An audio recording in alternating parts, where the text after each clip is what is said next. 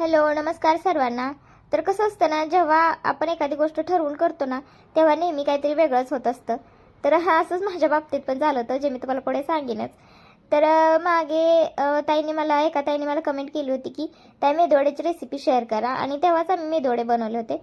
म्हणजे भरपूर दिवस झाले असतील, 5-6 महिने. मग नंतर काय मेदवडे बनवलेच नव्हते न. मग परत मागच्या आठवड्यात परत एकदा त्यांनी कमेंट केली होती. तर म्हटलं चला, आज मी ती रेसिपी तुमच्यासोबत शेअरच करते.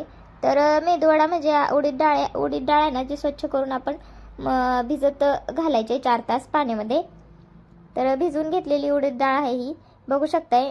4 ते 5 तास पाण्यात भिजत ठेवली होती, आणि नंतर मी ती काढून घेतलेली आहे. आणि पाणी तिथलं काढून नंतर वाटून घ्यायची आहे व्यवस्थित. कमीत कमी पाण्यात डाळ वाटून घ्यायची आहे.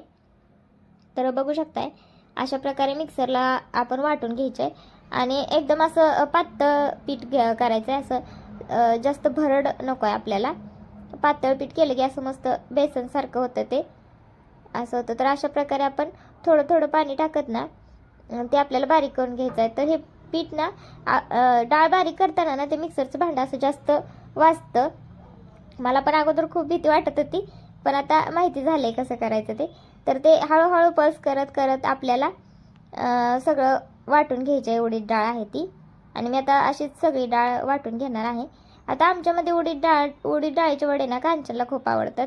आहोंना पण जास्त नाहीत आवडत, आणि मला पण जास्त नाही आवडत, पण तिला खूप आवडतात. आणि तिला मीच बनवलेलं आवडतं. म्हणजे बाहेर आपण स्टॉलवर वगैरे खातो ना, तर ते नाही तिला आवडत. मग तेच मी इथं बनवून घ्यायला लागले होते. आणि जेव्हा ती म्हणते ना ताई आज बनवा, तेव्हा मग मी बनवत असते. तर आज मी स्पेशल म्हणजे रेसिपी शूट करायची होती, म्हणून मी बनवायला लागले होते. तर अशा प्रकारे आता मी सगळं वाटून घेतलेलं आहे. आणि नंतर मग हे वाटून घेतलेल्या मिश्रणामध्ये खायचा सोडा, कढीपत्ता, आणि बाकी कोण काय बी टाकतात, कांदा वगैरे, पण मी काही टाकत नाही. फक्त कढीपत्ता टाकत असते, सोडा खायचा, मीठ, आणि असं करून आपल्याला वडे तळून घ्यायचे असतात. पण पीठ खूपच पातळ झालं माझ्याकडून, आणि त्यामुळं त्याचं काही व्यवस्थित वडे पण झाले नाहीत.